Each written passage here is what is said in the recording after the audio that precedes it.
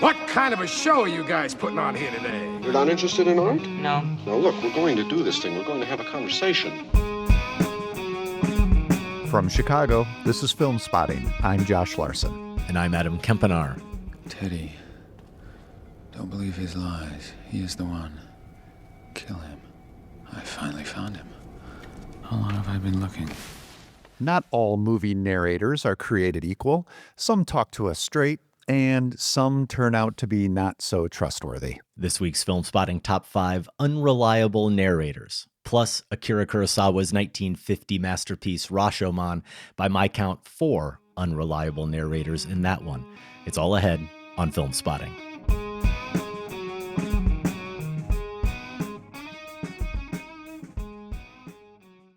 Welcome to Filmspotting. I think, Josh, the disclaimer should be don't believe anything you hear on this week's show. Just this week. Okay, you're giving us a lot of credit. Yes.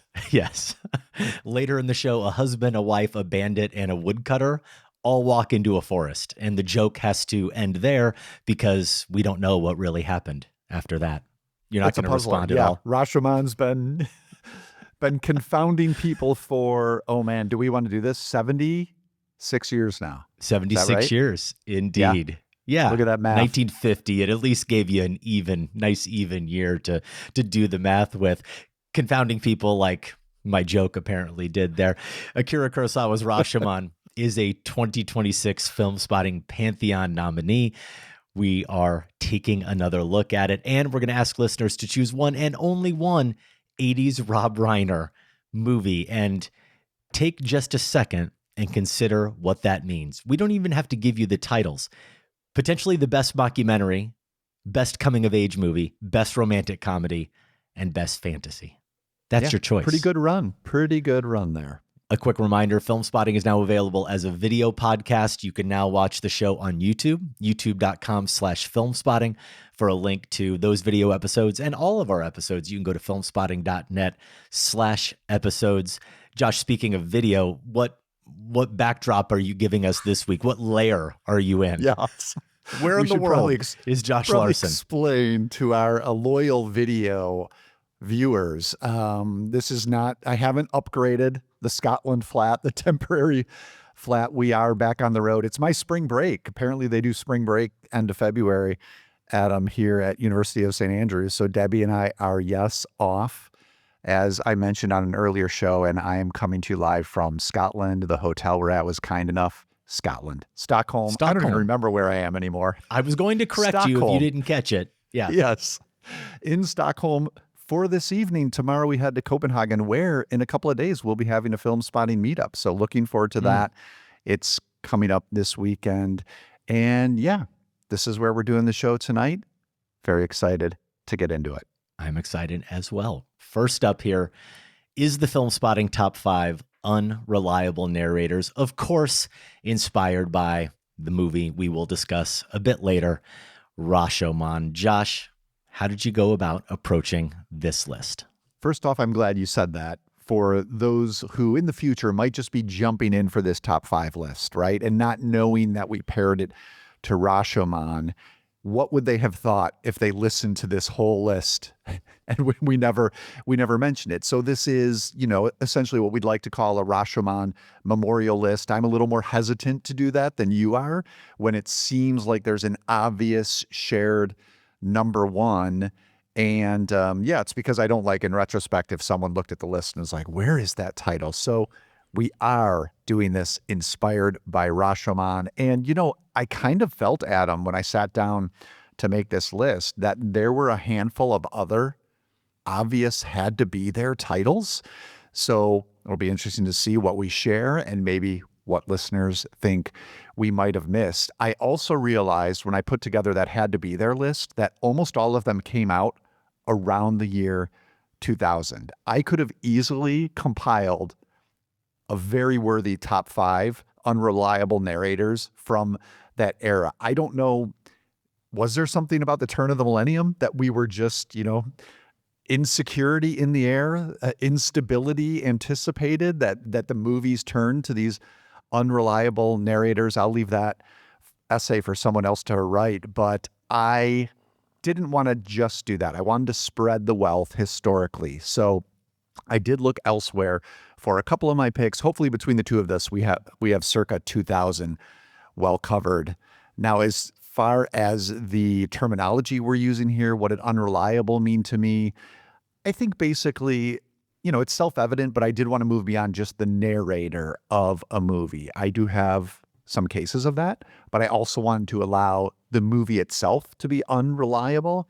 And my top two are actually unreliable in their very form. Again, not just because of a certain character, but actually how they're made. So that will be something I'm looking forward to getting into. Also, just want to stay from the top because this involves a lot of spoilers, a list like this, right? Some of these unreliable narrators are plot twists. So fair warning, there might be a chance that there's a movie you haven't quite seen we're going to talk about. And I don't think either of us are going to necessarily hold back if we feel like we need to talk about that spoiler element. No, all of these movies have been out for a while, and it will be essential in some cases. Now, other than the fact that, as we did previously discuss when we were teasing this top five, we're calling it Unreliable Narrators, but we are talking about the movies. Our picks are movies, not the characters or narrators themselves. Other than that, I was fairly literal, Josh, in not picking unreliable narratives. So I'll be interested in seeing how you make your case. I mean, it did have to have a narrator for me in order to pick it. Now, that said, we got this email from Josh Ashenmiller in LA, who said, speaking of other maybe obvious picks, I know it's in the Pantheon, but I have to suggest Apocalypse Now. That opening scene breakdown makes us wonder about Captain Willard for the whole length of the movie.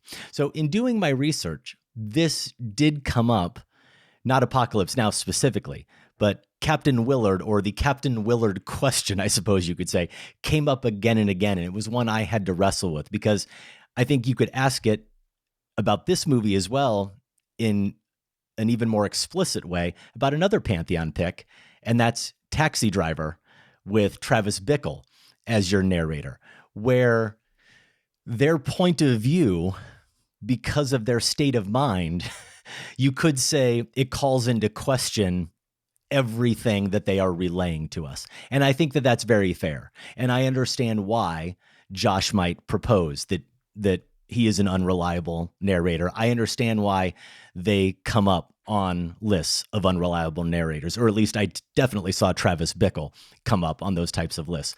For me, beyond the fact that those two movies are in the Pantheon and thus ineligible for either of our lists, it actually did help me crystallize how I wanted to approach this top five. And for me, I had to go beyond mere recognition of subjectivity.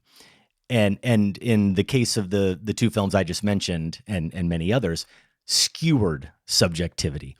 The audience has to be engaged in the act of questioning. And I'm going to go so far as to say aggressively confronted with the absence of the narrator's objectivity. So basically from an early point in the film, if not the opening scene, you're riding along that edge the entire time, where as a viewer, you have some skepticism, and that skepticism ends up actually being a crucial part of the viewing process. You're almost interacting with the film on that level. And because of that, I had a really good reason to leave off any movie that with a narrator has a major twist ending. Because with twist ending movies, that's completely absent. There's no twist with those films. The twist works because you buy into the reliability of the narrator from the jump. That's the whole point. Other than the fact that you're suspending disbelief because it's a movie, you are believing everything you're being fed. And so you're shocked at the end when the rug is pulled out from under you. With my picks, there's no rug. There's nothing. There's no foundation really from the very beginning. Of course, we've also already done our favorite movies with twist endings. So that just felt like a different list to me. Now, I don't want to mention them here because one may, or maybe more, may come up between our lists, and I'll just save them for the end anyway, because it is very hard to separate twist ending movies and unreliable narrator movies. So we'll probably cover some by the time we get through this top 5. Yeah, I think that's an interesting distinction and certainly probably helpful in narrowing down a list, as it sounds like it was for you.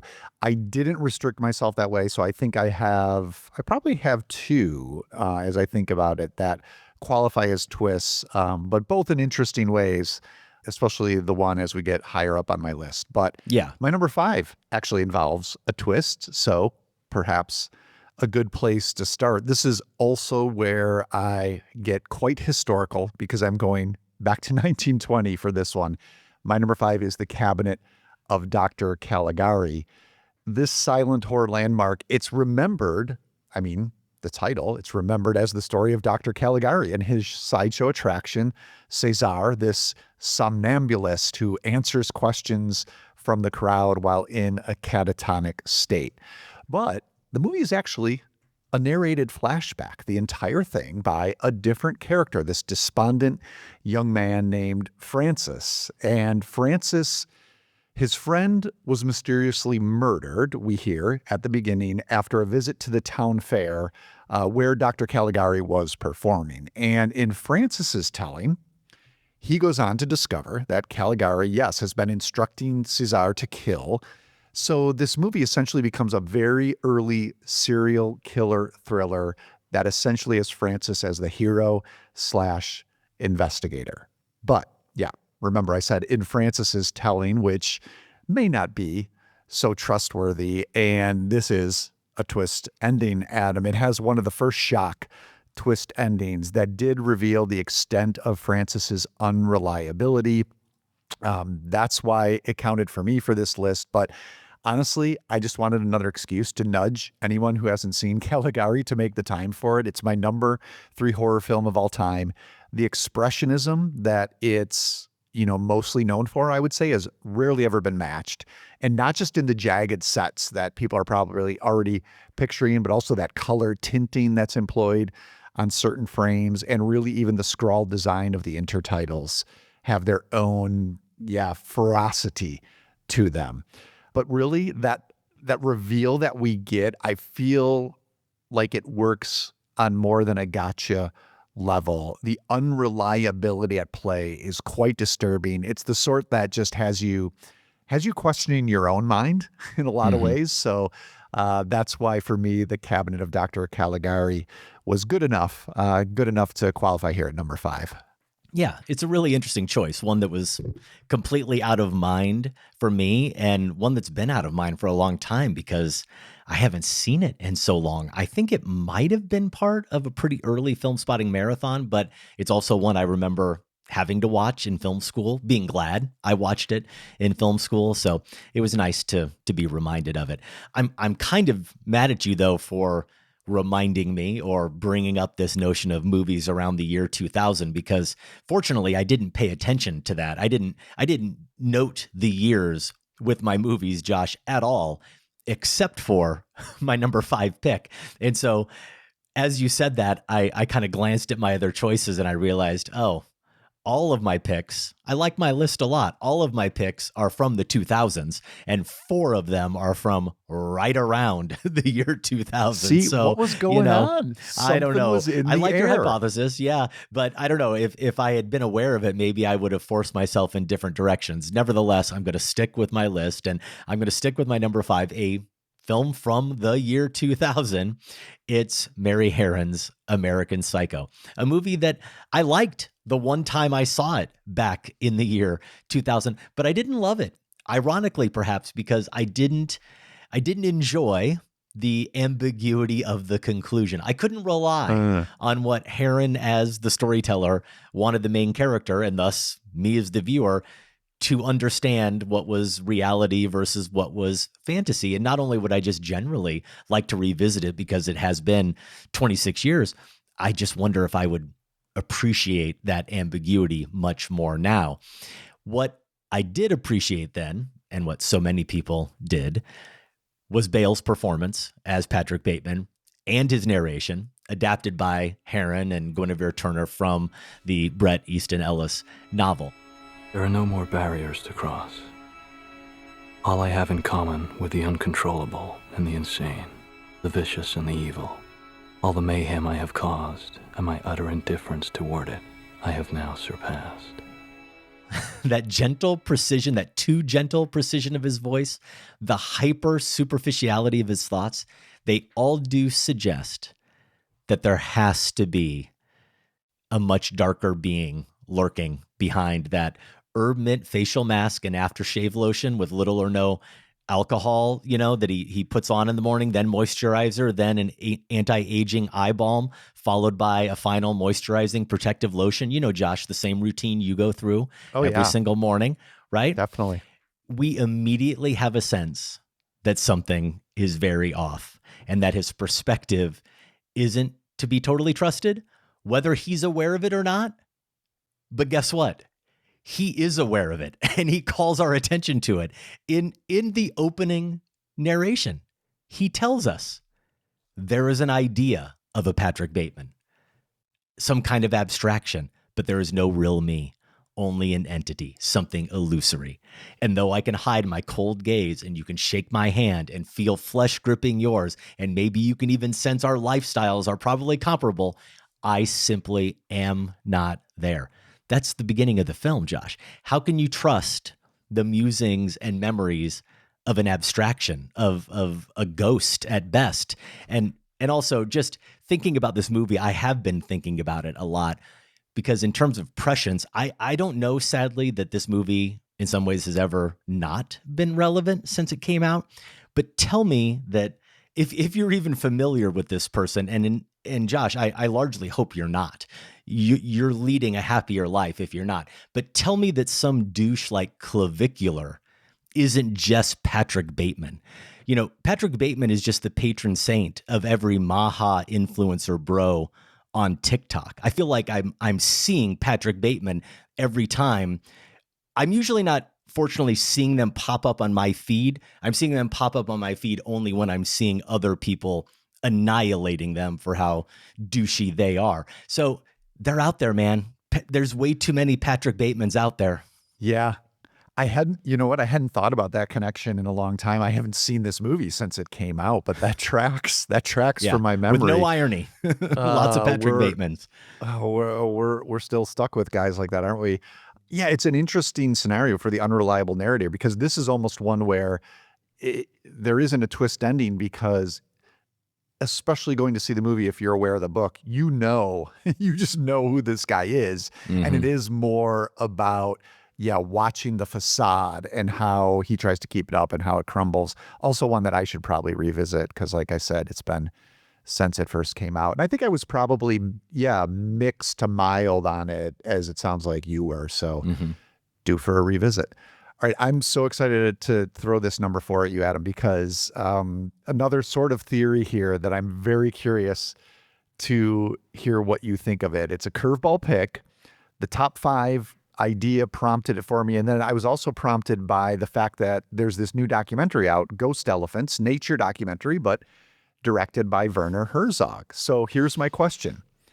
Is Werner Herzog one of cinema's foremost unreliable narrators? He is notorious for his narrations of his documentaries, right? They're absolutely singular. These aren't, a calm voice delivering facts. This is someone filtering factual things, the real world, through his own distinctly interpretive lens. This is one element of what everyone calls Herzog's ecstatic truth, right? His narration is part of that. So this made me wonder, do we really know Timothy Treadwell of Grizzly Man, or do we only know Herzog's particular version of him? Is there a certain unreliability in what we're being told as well in how it's being framed, especially by Herzog, the on-screen narrator? Treadwell is gone. The argument how wrong or how right he was disappears into a distance, into a fog. What remains is his footage. My pick isn't Grizzly Man because I think there might be a better test case for this question, and it's My Best Fiend. So that's where I'm going here with my number 4 pick. This is Herzog's documentary account of his tumultuous relationship with volatile actor Klaus Kinski, who was the star of 5 Herzog films like Aguirre, The Wrath of God, Nosferatu, and Fitzcarraldo. My Best Fiend, it was made a number of years after Kinski's death, and there isn't a lot of room here for Kinski's own voice. Herzog does read a passage from Kinski's autobiography at one point, and it's very amusing because in that passage, Kinski is basically describing Herzog in the same egomaniacal terms that Herzog in the documentary has been using to describe Kinski. So you do get a real sense of, the back and forth between these two men. I don't think this is a hatchet job at all. I mean, you get a real sense of their relationship, of the love and respect the two of them had. But there is something inherently unreliable about trying to capture the fullness of a man through such a particularly personal lens. So yes, this is a very different kind of unreliability that we're mostly going to be talking about here, but I think it fits. I was kind of more intrigued to probe the question the more I thought about it, but I'm thrown at you because you're a huge Herzog fan and just would love to get your thoughts on this. Yeah, my immediate response is I'm angry at you for, on one level, violating the integrity of the top 5. And I say that because, kind of going back to what I was alluding to earlier, that line of, even though you're watching a narrative, you're watching a fiction, we as viewers are so buying into the reality of it that then the unreliability of the narrator and that tension is at the core of what this top 5 is all about. So if you bring quote unquote actual reality into it, then it kind of undercuts that. Though we can also go into that realm of, yes, but we also now know and discuss constantly how even documentaries are their own version of subjective truths. Beyond that, though, I will just say my other reaction is I'm angry at you for having thought of it first and not me, because I think it's pretty brilliant. And I think it makes sense if you're willing to go into the realm of documentary for this top 5.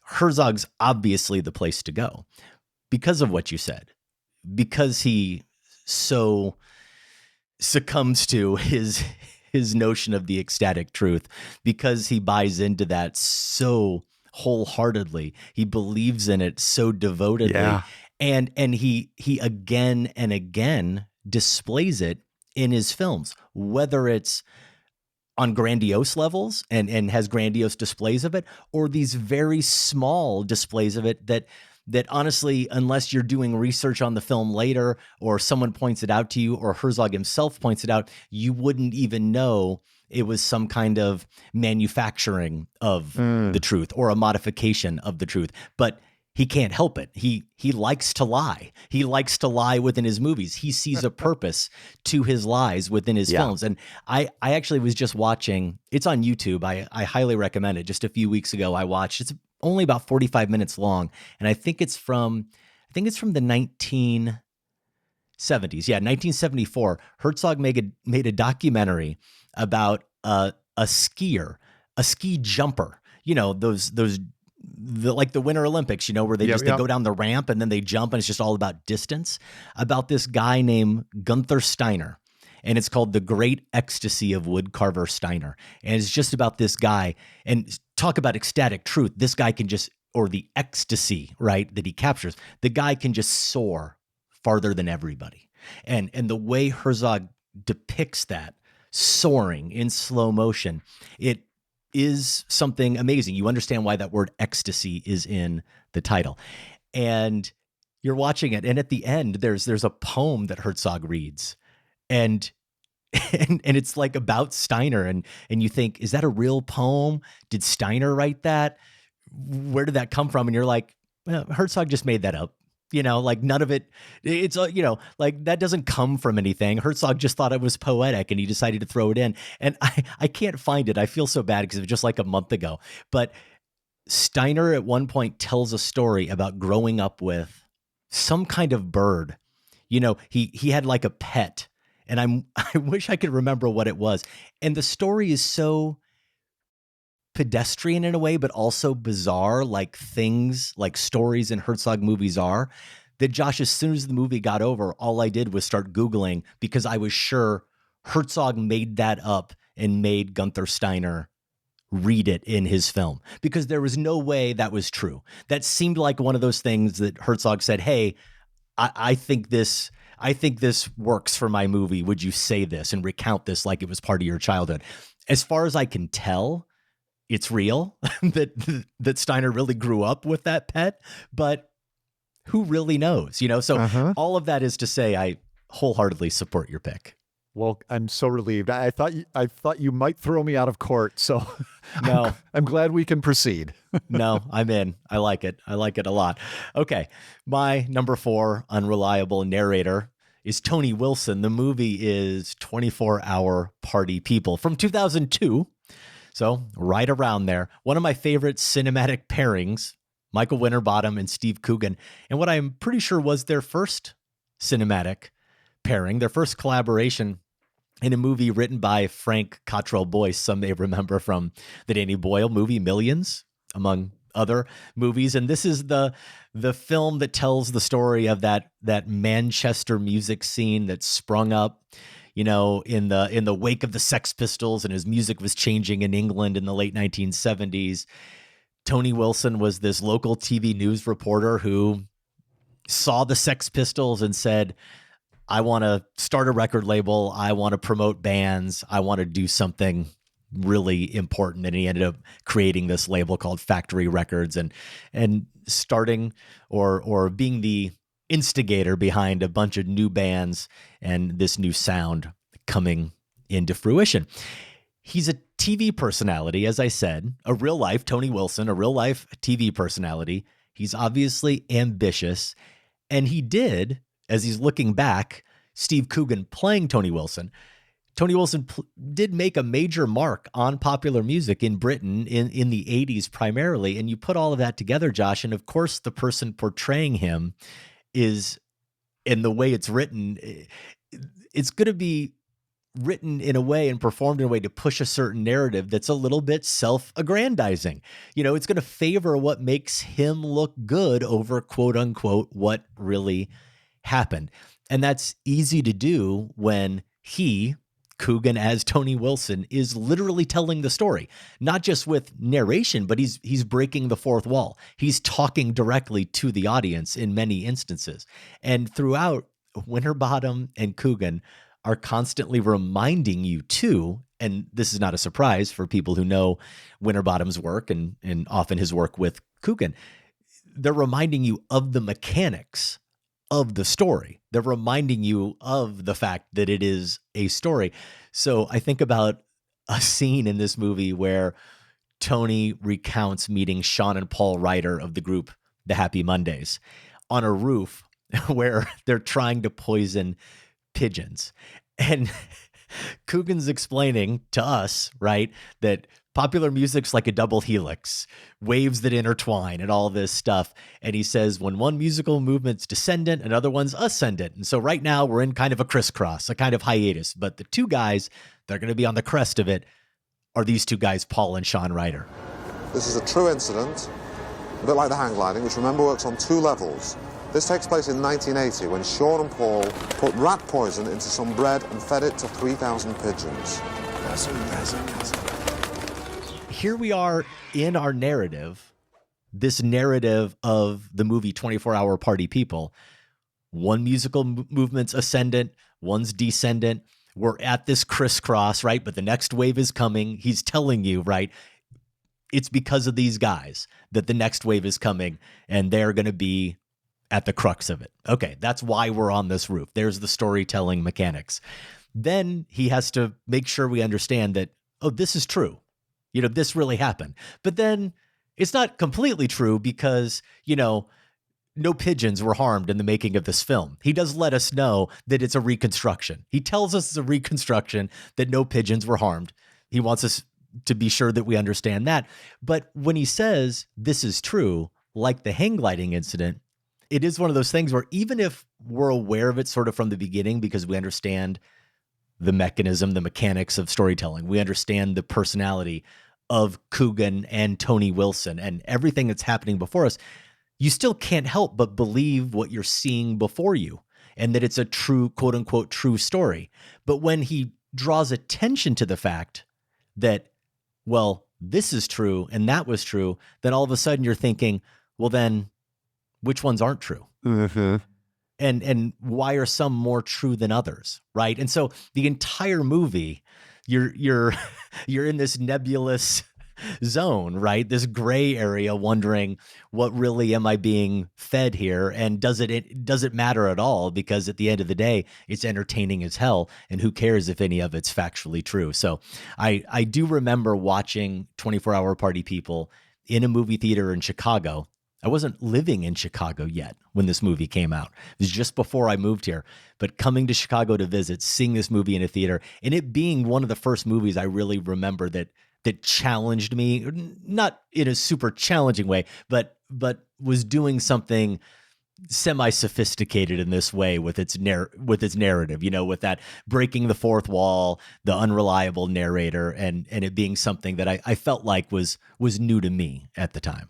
I'm so glad you called out the Happy Mondays sequence, because I have fond memories of 24 Hour Party People. Have not seen it since. And I was thinking as you started talking about it, about the bands that were covered, it's like, was that Happy Mondays? Man, Mm-hmm. I miss Happy Mondays. So yeah, a good movie. And yeah, definitely works for this list. All right. My number 3 is, let's see here. Oh yeah. This was part of our family's COVID coping strategy.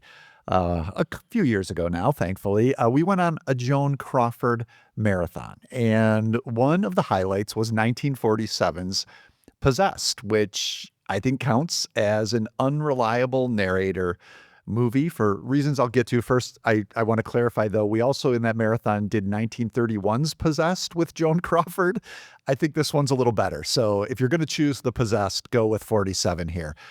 In this one, Crawford plays Louise Howell, who is the unreliable narrator. We basically first meet her in this incredible opening sequence where she's just wandering the streets of Los Angeles in a daze and mumbling the name David.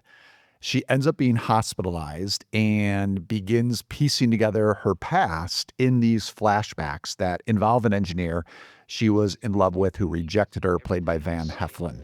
If I were in love with anybody else, believe me, I'd tell you. There is another woman, I know it.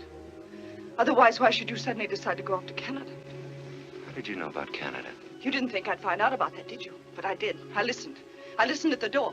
Do you see the things you make me do? All right, I'll do them. I'll do anything because I don't care anymore. You can't go away without me, David. I won't let you.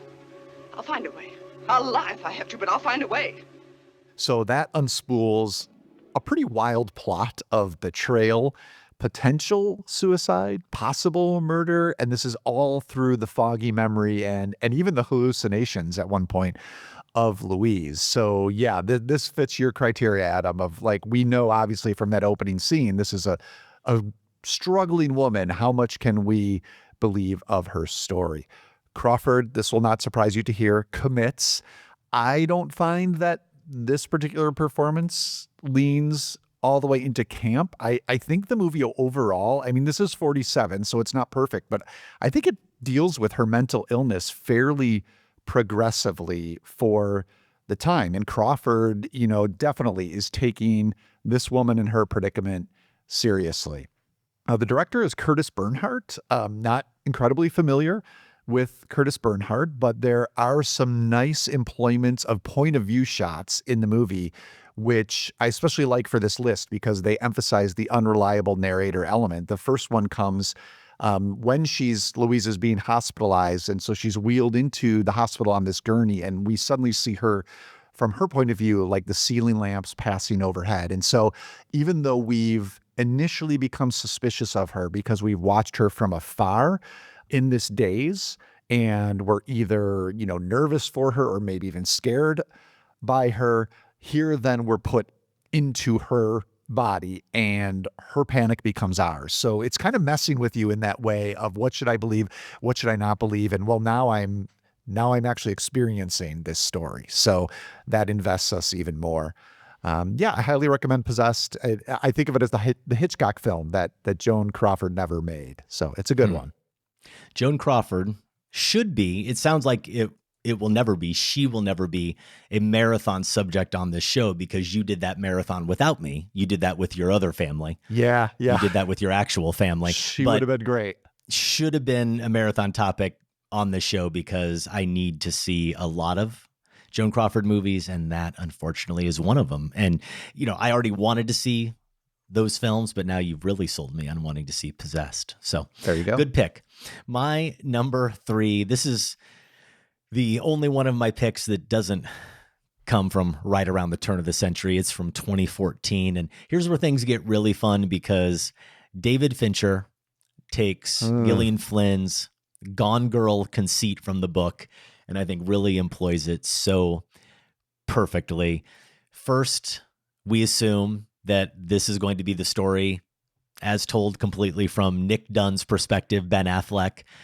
Can he be trusted, Josh? Well, in the opening narration, we hear him talk about cracking his wife Amy's lovely skull open. When I think of my wife, I always think of her head. I picture cracking her lovely skull, unspooling her brains, trying to get answers. Though it's not as bad as it sounds, right? Right? I mean, he just really wants to understand what his wife is really thinking. He just wants to get inside her head. I mean, we've all had the same thought about our wives, right? But it's something about that phrasing and kind of the way, that just slightly menacing way he says it, it's perfect. We're immediately not sure what to think about this guy. And of course, as more details unfold, like the fact that she's missing, what happened to her, is he in fact responsible for her disappearance? How much can we trust what he's telling the police? Not just us, the people around him, what they think and what he's telling them. And then, of course, it gets really, really interesting once we learn that Amy's still alive. And that becomes a fact. That becomes something we're aware of when we get introduced to Amy and we get the famous cool girl speech. Nick and Amy will be gone, but then we never really existed. Nick loved a girl I was pretending to be. Cool girl. Men always use that, don't they, as their defining compliment. She's a cool girl. Cool girl is hot. Cool girl is game. Cool girl is fun. Cool girl never gets angry at her man. She only smiles. Other than the fact, Josh, that she faked her death and is obviously willing to go to great lengths to deceive the entire world, not just her husband, what does Amy immediately start telling us in that monologue? Nick and Amy will be gone, but then we never really existed. Nick loved a girl I was pretending to be. We were happy pretending to be other people. We were the happiest couple we knew. Her entire marriage, her life really up to this point, and as we quickly learn too from the beginning of the film, so has been about deception, right? We're in that movie, we are in a constant state of having to recalibrate what we think, what we believe, what we feel, who we can trust, what we can trust, not trust, and certainly what's coming out of the mouths of either Nick or Amy. And in some cases, in flashbacks, Fincher understands that because we've seen it happen, because he's shown us something, it's then impossible, almost impossible for our brains to then disassociate it from reality. That what we saw in flashback could, in fact, be just their version of the truth or a complete fabrication. It could be a complete deception. And I think that movie is so disorienting in the best way a movie can be, because Fincher does turn it back on us that way. Like, there are things we know that people within the movie world don't know. We're privy to information that they're not. And yet with every new revelation within the movie world, or as characters on television, or anyone who's questioning the reality or raising doubt about who did what, as those questions get raised, you can't help as a viewer start to question it yourself. You start to question the truth that you think you believe, the things that you've been clinging to, what you think you know from what you saw. And I think that's that line again, that edge that you're walking that entire time with that movie. And I think that's one of the things that really elevates Gone Girl. Yeah, I think Fincher had to get recognition with this top five. He's one of those filmmakers, and we might touch on one or maybe two others who have a number of unreliable narrator movies in their filmography. I was leaning towards Fight Club. Didn't end up, spoiler, on my list. It's probably my number 6. But I think you probably nailed the better one here, Adam. I'm just looking up. I wasn't quite as high on Gone Girl as I was Fight Club, which is probably why I didn't lean that way. But here's the first phrase of my review. I forgot about this: a viper's nest of unreliable narrators. There you have it. Apparently I should have just, went into my search field and typed in unreliable narrators and seen what popped up. Come on. What's the archive there for, Josh? To use that technique next time. But yeah, absolutely a fitting pick there with Gone Girl. Okay, at number 2, however, and here's where we really need to put the spoilers out there, even though it seems ridiculous. My number 2 pick is The Sixth Sense. But Adam, I've watched The Sixth Sense with, teenagers who somehow didn't know the reveal. So I'm just going to say, if that's you and you happen to be listening, you need to experience The Sixth Sense, if it's at all possible, without knowing what goes down. But as we discussed when we did our 9 from 99 review a number of years ago, it's not just the twist that makes M. Night Shyamalan's breakout ghost story so incredible. It has those performances, which across the board are brilliant. Haley Joel Osment, Bruce Willis, maybe above all, Toni Collette. It has good creeps, good scares. They're all expertly crafted.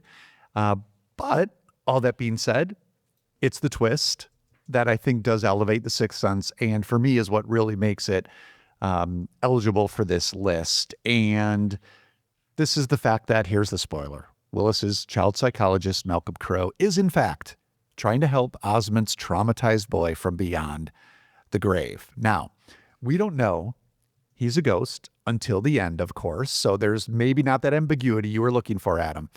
But I think the brilliance of the twist here is that Malcolm doesn't realize it himself until we do. And this is when he tries to talk to his wife, played by Olivia Williams, who's also very good, and discovers that he can't because he's dead. I see people. They don't know they're dead. How often do you see them? All the time. So Malcolm is unknowingly unreliable to himself. And for me, that adds a certain pathos to the narrative. And to me, that's also what gives The Sixth Sense its crowning achievement, that this movie has everything I talked about as well as a powerful emotional punch. So it is clever and it is intricate, right? The unreliability is baked into the actual composition of certain scenes, which is also revealed in retrospect. But for me, it's also moving as well because of the very nature of the unreliability of its narrator. Yeah. We'll come back briefly to The Sixth Sense here when we get to the end of our picks. Absolutely understand why it's on your list, and I think it has to come up in any conversation of unreliable narrators. I'm as big of a fan of that movie as you are, going back to that conversation that we had about it during that 9 from 99 series. Before I get to my number 2 pick, I do just want to state, because I finally remembered it, and I know everyone's dying to hear it. Woodcarver Steiner. It was a pet raven. It was a pet raven. And who has a pet raven? You see why you can't believe that's true, right? Yeah. But they shouldn't be pets. They're way too smart. I mean, that sounds dangerous. I know. So my number 2. Okay. My final 2 picks here, I'm going to call The Children of Rashomon. And I say that in spirit. I guess all of these movies in some way are The Children of Rashomon, but especially these 2 picks, Josh, in spirit, but also in their own distinct ways, form. This is another movie, and this is 1999, so right around 2000 again. Another movie I have only seen once when it came out in the theater, and I would love to revisit it. I know it's a beloved film by a lot of our listeners, rightfully so. I have only seen it that once. It's not a direct parallel, obviously, to Rashomon, but not only does Alexander Payne's election have 4 narrators, unreliable narrators, Jim, Tracy, Tammy, and Paul, but they are recounting a single event in their collective past, that whole election mess, as Matthew Broderick's Jim puts it at the beginning. Like Gone Girl, this was a book construct that drew Alexander Payne and Jim Taylor, the co-writer, to the project, the Tom Perrotta book, which I haven't read, but I know it gave each chapter over to a different character. It's all first person, different chapters, different characters, so they get to tell their own version of events. And beyond recounting details of what happened as they remember it, the voiceover here in Election, it's so good. It essentially functions to reveal what I think the commoner, and we're going to get to Rashomon, but essentially what the commoner in Rashomon says. Most of the time, we can't even be honest with ourselves. Whatever these characters claim in voiceover, we as the viewer figure out pretty quickly that the opposite must in fact be true. Like take when Jim is at dinner with his wife. It has to be what is yet another silent dinner where they're just looking down at their plates across from each other. And the voiceover says, "Thank God for Diane. She was my best friend, my source of love and strength. Oh, sure, we had our share of bumpy times, but we'd always seen them through. After years of marriage, we were closer than ever." There's no way that's true based on what we're seeing. That clash, that ironic clash of the words to the visual, what we're actually seeing play out in terms of the action of their marriage. It's the expression of the fantasy version of his life. Or maybe Josh, is not even the fantasy version of his life. It's just the version of his life that he has to believe in order to get through the day. And what's funny is he says she's his source of love and strength. And so even just beyond that clash that's clearly there, he says, my source of love and strength. But when she actually says to him, "Is anything wrong?" he says, no, just, school. Well, if she was actually this source that you could confide in, who helped you through your problems, then why wouldn't you share what was troubling you? And maybe she'd help you. But of course, he doesn't do that. So there's another layer of that irony. But it isn't just Jim, of course. It's all the other characters. I mean, there's a YouTube clip that's labeled "Tracy Flick Isn't Upset." Who put you up to this? What do you mean? You just woke up this morning and suddenly decided to run for president? No. No, I just thought that, Thought what? It starts with her haranguing Chris Klein's Paul, right? So right there, you get the irony, but it ends, or the voiceover begins with her saying, "You might think it upset me that Paul Metzler had decided to run against me, but nothing could be further from the truth. He was no competition for me. It was like apples and oranges." Again, though, this immediately follows her haranguing him. She's just yelled at him in front of everyone there in the gym because he's going to run against her. So there we have that clash once again. But back to Jim, because he is kind of, the movie's main punching bag. Just like Rashomon, this movie does eventually bring us sort of out of this time warp or out of this limbo into the present day. The narration becomes present tense. We see and hear what everyone is up to now, because in theory, everyone has moved on. Everyone's moved on with their lives and they've improved their lives, right? They've gotten past the whole messiness of that. But we see that that's not really the case. And in particular with Jim, he says, "You might wonder if I ever saw Tracy Flick again." And he's at a museum educators conference in DC, right? And he randomly sees her. She's working for a congressman. She's getting into a limo. And the voiceover again, Josh, where he's talking about how his impulse was to run over there and pound on her window. And he wanted to confront her about lying and cheating. But instead, I just stood there and I realized I wasn't angry anymore. I just felt sorry for her. And he starts trying to convince us the audience, the imaginary audience that he's talking to / himself, right? About his new life and all the exciting things he's doing and how her life must really be pathetic, you know?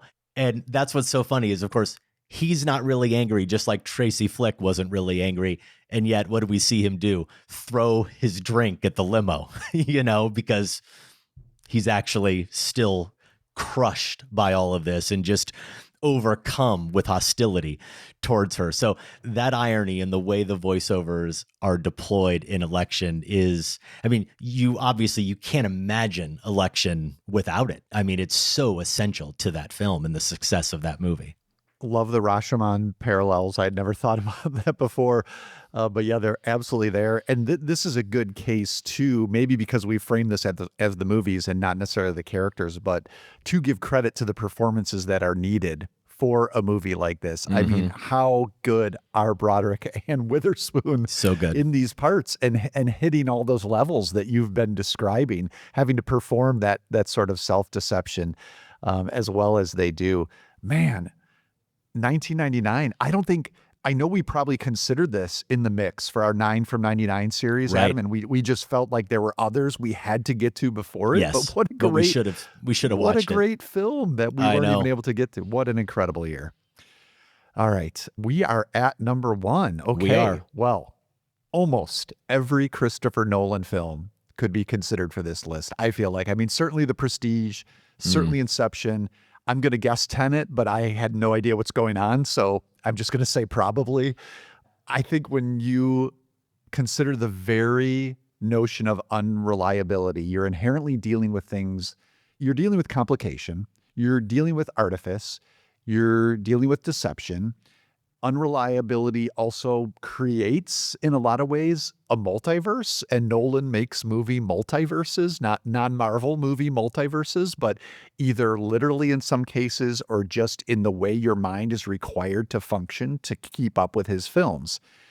So I have a Nolan film at number 1, and it is Memento. Memento, where Guy Pearce plays Leonard Shelby, a man who has short-term memory loss while trying to solve his wife's murder. He's basically relying on a Polaroid and his own tattoos as clues. Here again, Adam, the unreliability baked into the movie's very form. Think about that Polaroid, the brilliant opening shot where it fades out rather than in, as a Polaroid should. And really the editing throughout this movie, Nolan here working with Dodie Dorn, there is that flick of a shot, just an instance where we see Leonard getting into the car of Sammy Jenkins and what that means and portends for the levels of unreliability at play. I was thinking about this as I was putting together my list too, and I was thinking about Leonard in comparison to Malcolm in The Sixth Sense. And I thought, man, there are some fascinating levels and comparisons at play here, because they're both unreliable to the audience at different phases, of their films. Leonard obviously earlier than Malcolm, but they're both unreliable. Unlike Malcolm, though, Leonard is knowingly unreliable to himself. That's what the tattoos are about. But this is a Christopher Nolan movie, so it gets even more complicated with the ending. And we learn that Leonard is also at the same time unknowingly unreliable to himself. And I'm not even going to get into how or why. We'll just leave that there. But I do think it was that level of sophistication when I started shaking things out here, where I was like, okay, this is not only on theme, this not only fits, but it's got to be number 1. Yeah. And I'm just laughing because as you say that, I know what you mean. Like, I wanted to contradict you, but it's actually, this is the layers that you're speaking to. It's unknowingly because it's like knowingly, unknowingly. That's the beauty of this film, right? Yep.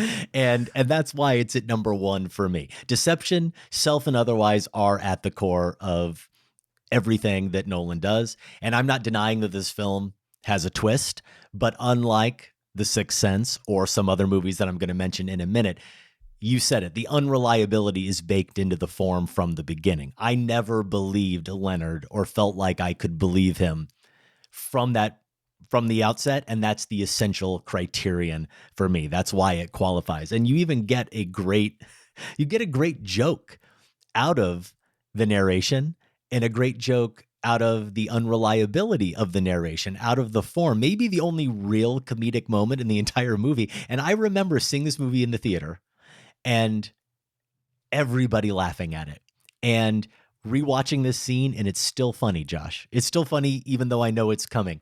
When the scene begins and Leonard's running. Okay, so what am I doing? Oh, I'm chasing this guy. No, he's chasing me. Right? As the gun then fires at him. The guy fires a gun at him. So that's really funny. It's also, though, a perfect microcosm for the discombobulated state that Leonard and the audience start every single scene in. But I think thematically, too, you can put yourself in those shoes and wonder, do you automatically assume that you're the good guy chasing down the bad guy? That's his first instinct.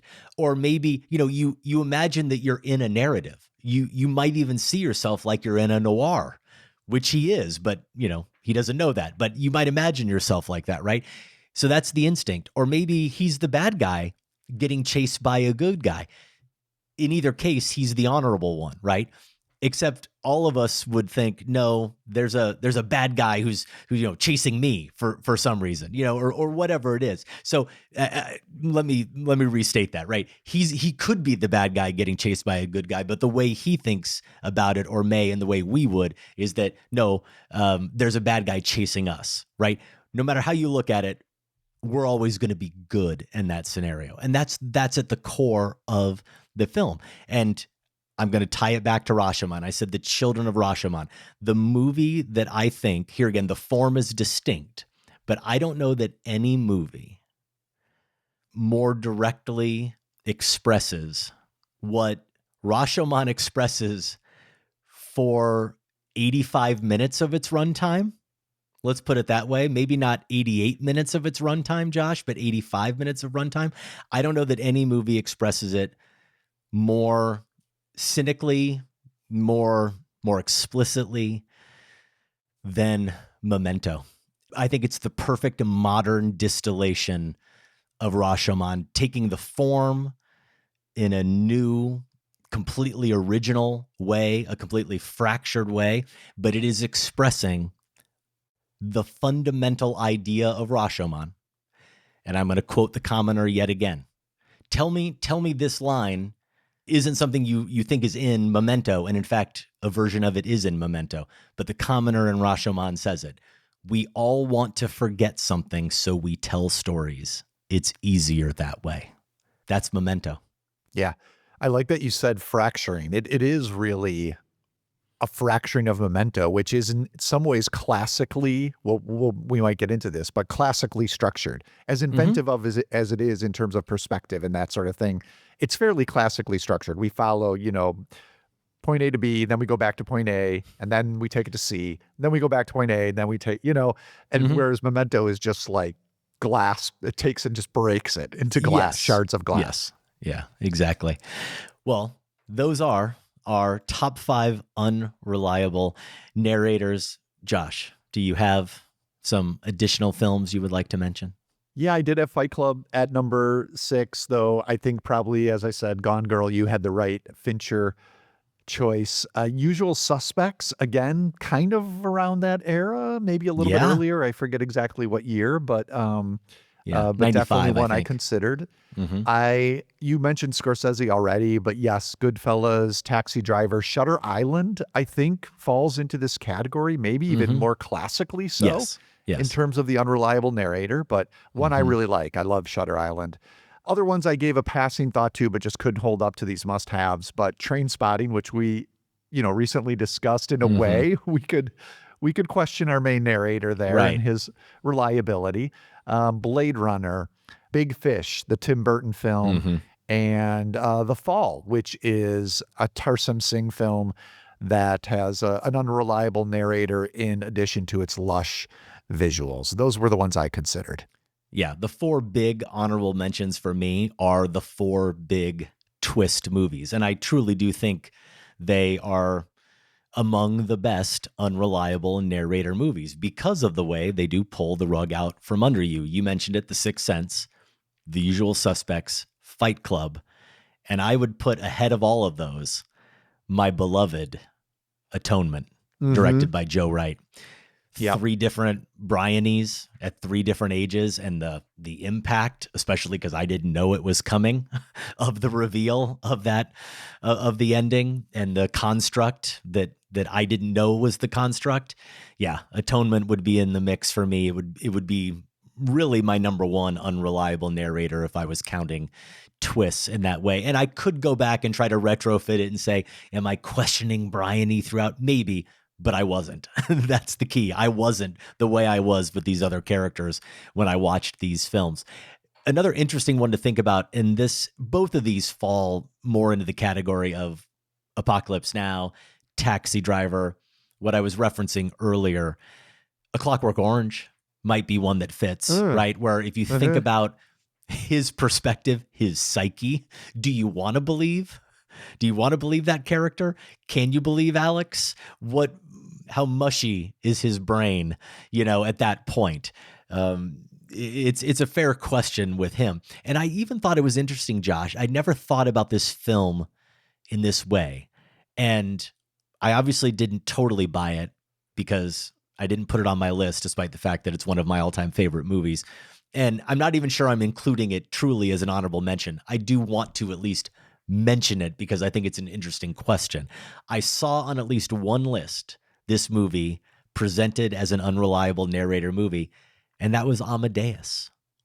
And how much we should trust Salieri's version of events. I think the argument was more, though, again, like Apocalypse Now, where he's clearly a little bit deranged, unsettled, know, can we fully believe him? Should we believe him? That kind of thing. But my experience watching the movie isn't one where, as I said, I'm actively engaged in that questioning anyway. Yeah.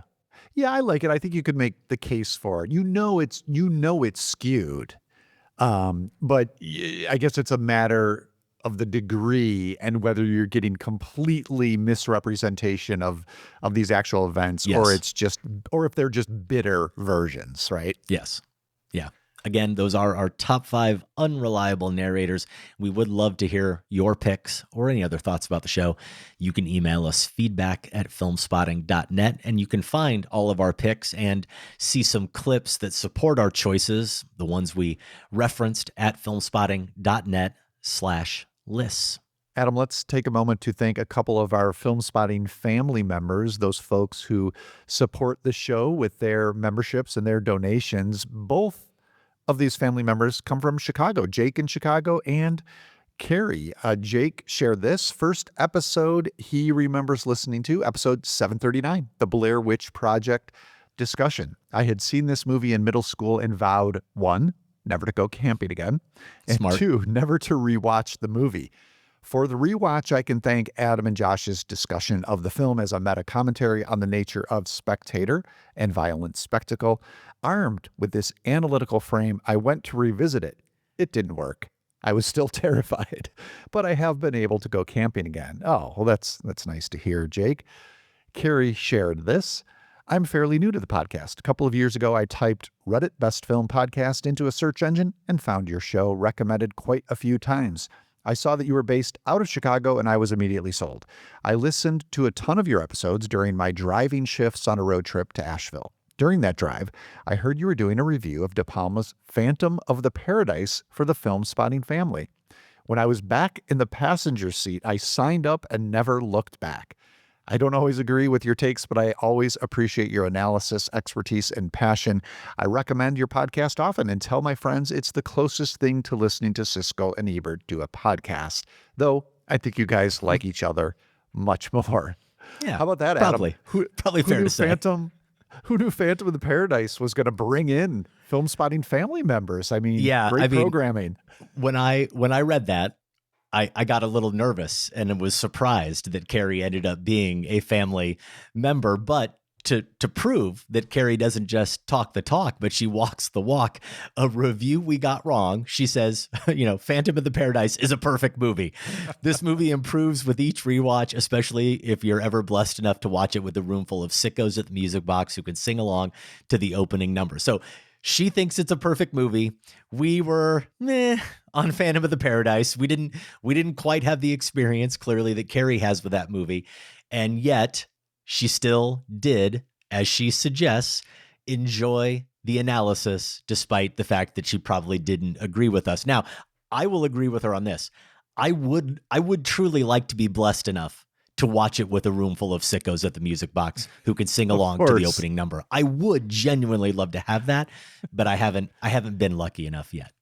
Well, just thanks, Carrie, for not demanding a refund. That's all I got to say. Man. Here's Jake, who says, you guys were both too kind. This is an interesting one. You were both too kind to Steve McQueen's Blitz. If the Small Axe series teeters on the edge of being maudlin, Blitz is steeped in it. From the period PC lighting to the cliche dialogue, it's a hard watch. For me, McQueen is at his best in Widows, where he stays gritty and focused. Yeah, I think I like that one quite a bit more than you, Adam. You did, yeah. Maybe this is falling on my lap, which I get where you're coming from, Jake. It's definitely McQueen working in a different register, and I don't know if that's trying to reach a different audience, but yeah, I found it interested enough in some of his same concerns that I really went for it. All right, let's get to some more positive stuff here. Carrie's favorite show segment. I may be biased because I was able to attend the last one in person, but I love the year-end wrap party. Thank you for introducing me to Do Not Expect Too Much from the End of the World, and also, of course, Massacre Theater.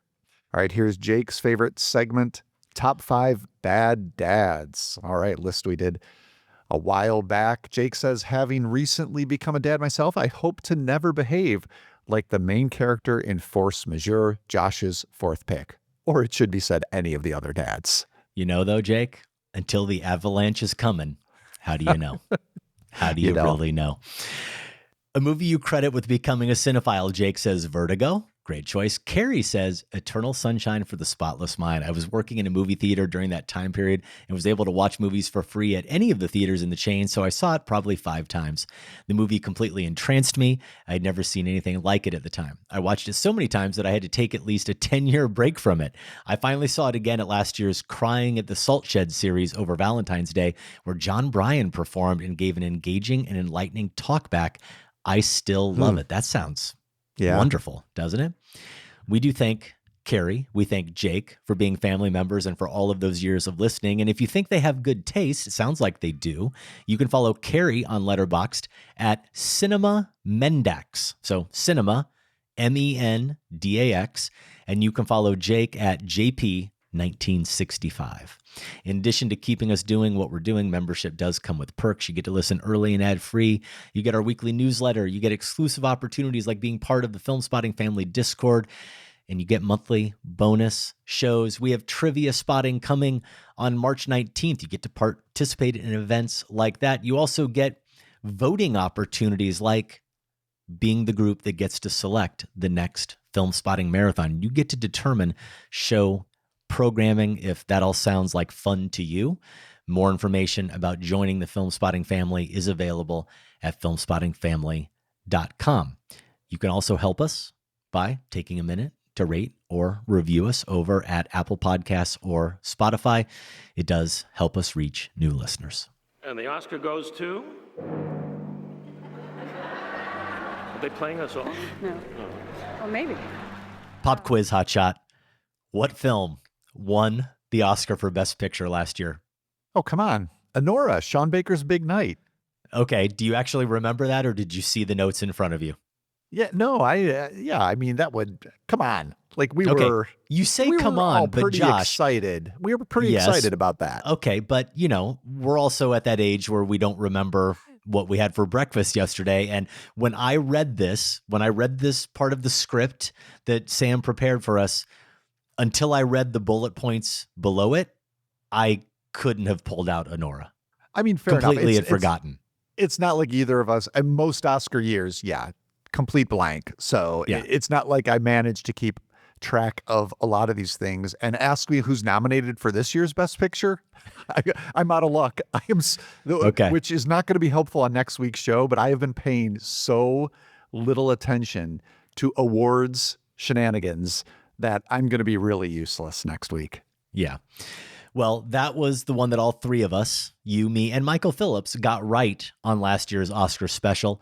Next week, we will try to do it again. Who will win, who should win, and who should have been nominated. Now, last year, we did all think Anora would win, but we disagreed about the movie that should win. You picked Anora. I picked The Brutalist. I loved Anora. I think we all three were big fans of Anora, but I did have The Brutalist slightly higher. Michael had Nickel Boys as his favorite of the Best Picture nominees. Next week, we will have our Oscars special, and we will share results from the official Filmspotting Best Picture survey, our ballot. We invited our listeners, Josh, to imagine themselves as members of the Academy and submit their ranked choice Best Picture ballots. So we'll see how they all stack up there. Somehow, we're also going to try to fit in, here it is, the play-in round of Filmspotting Madness, Best of the 1940s. It is March.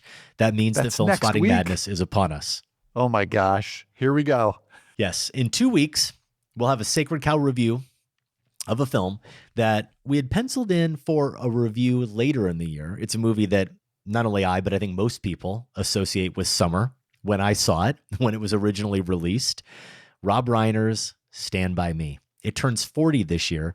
It is, though, getting a theatrical re-release this month, and that has inspired the new, not at all flawed, Filmspotting poll question: 80s Rob Reiner movies. You can only choose one, and this, as we said earlier, is just so not easy, Josh.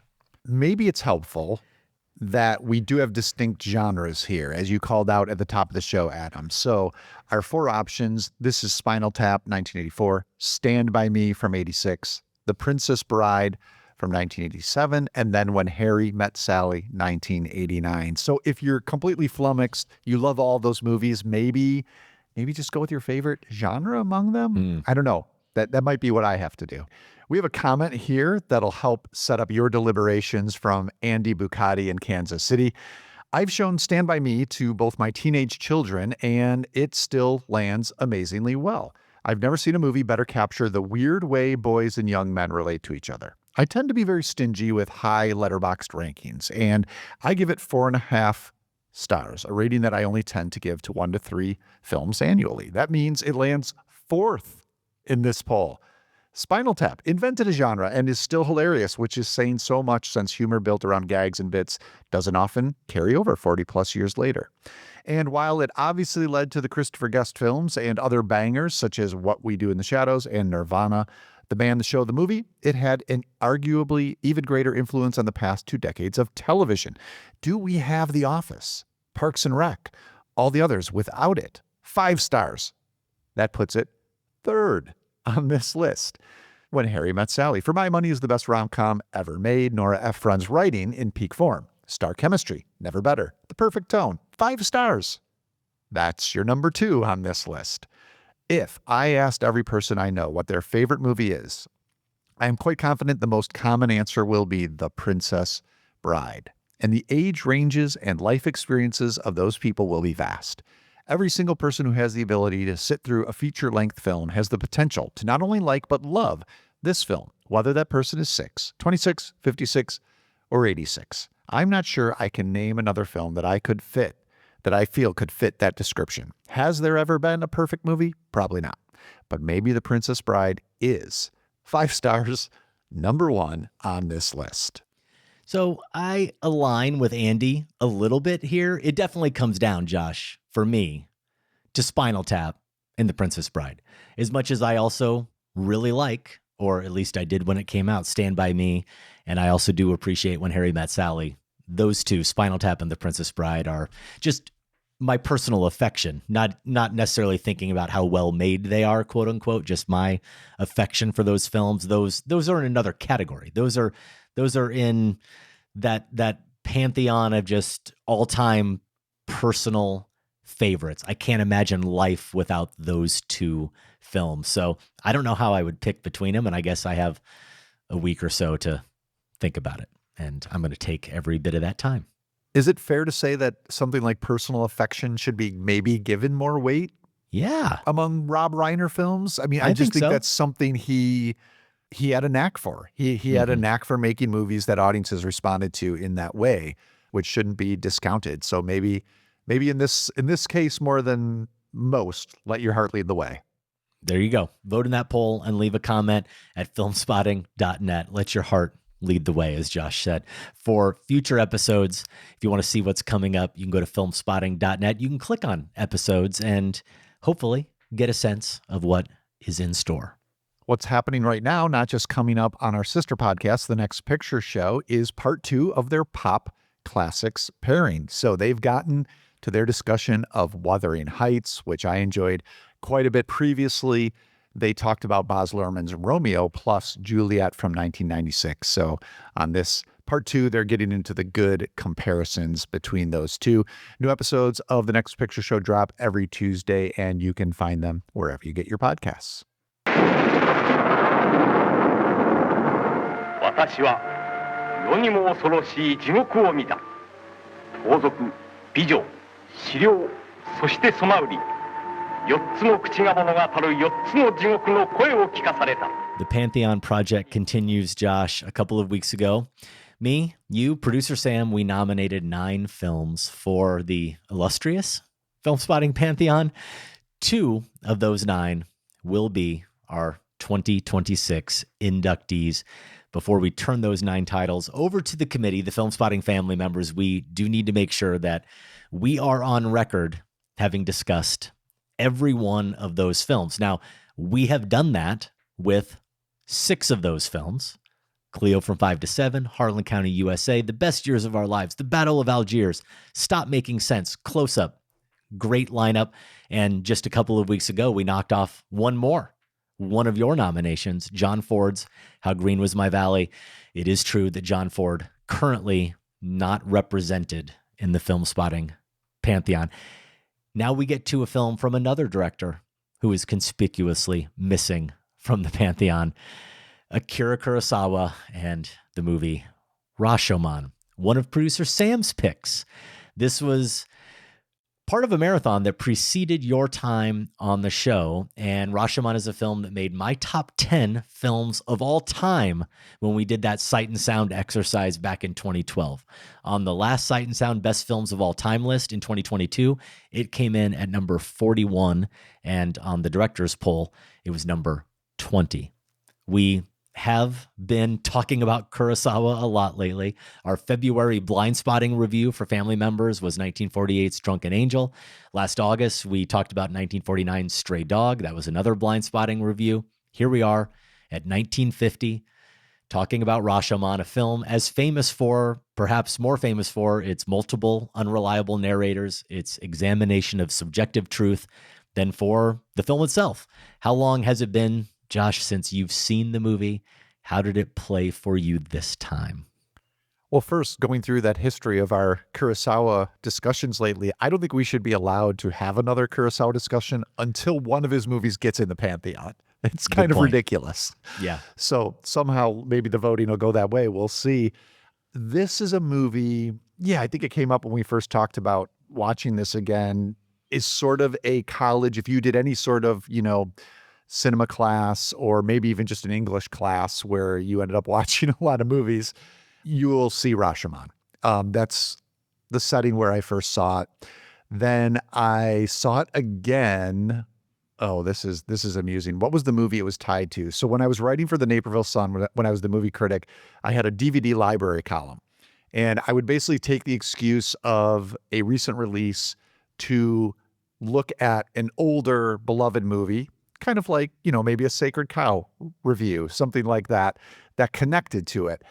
The movie that I connected to Rashomon was Vantage Point, which I forgot even existed. This is, who's the guy from Lost? What was his name? That actor. I know I'm putting on the spot here. I can't even remember.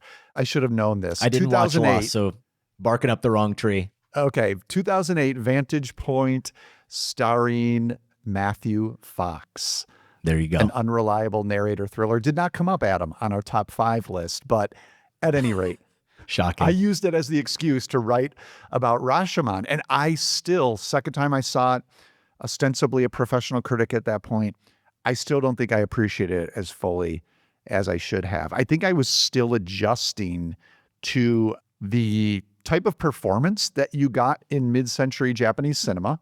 Mm-hmm. And Mifune, we know gave you that in full, like this very heightened style of performance.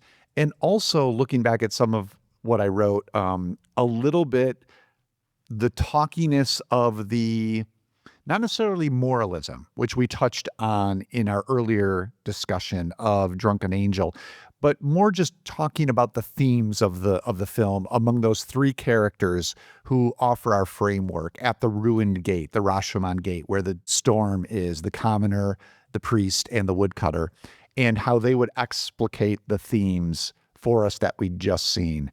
I think I have more space for understanding what's going on there now and the framework for that, and of course have come to understand the type of performance that we're getting in this film. So all that to say is, yeah, this just keeps getting better. Rashomon keeps getting better, and it is so much more than those ideas and then those themes. It's just so beautiful. It's so visual, not shocking to hear when we're talking about Kurosawa, but maybe you forget that because at least I tend to think about his other movies being the spectacles, whereas here you get some composition and imagery that's as gorgeous as anything he's done. Yeah, you definitely do.